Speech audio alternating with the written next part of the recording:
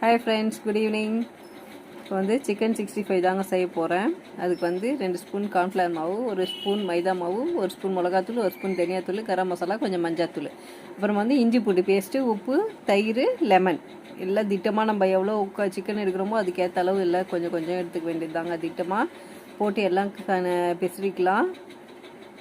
அவ்வளோதாங்க. கொஞ்சமாக தண்ணி ஊற்றி பேசி சிக்கன் அதில் போட்டு 1 மணி நேரம் நல்லா ஊற விட்டுட்டு எண்ணெயில் போட்டு பொரிச்சு எடுத்தால் மொறுன்னு கிறிஸ்பியான சிக்கன் 65 ரெடி ஆகிடும்.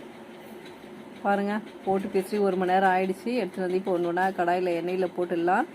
எண்ணெய் நல்லா காஞ்சதும் கொஞ்சம் சிம்மில் வச்சுட்டே போடுங்க. பாருங்கள், திருப்பி விட்டுடலாம். சூப்பரான கிறிஸ்பியான சிக்கன் 65 ரெடி ஆகிடுச்சு. கிறிஸ்பியாக இருக்குங்க, அப்படியே மொறுன்னு. ட்ரை பண்ணுங்கள். வீடியோ பிடிச்சிருந்தா லைக் பண்ணுங்கள், கமெண்ட் பண்ணுங்கள், மறக்காமல் சப்ஸ்கிரைப் பண்ணுங்கள் ஃப்ரெண்ட்ஸ். தேங்க்யூ, பாய்.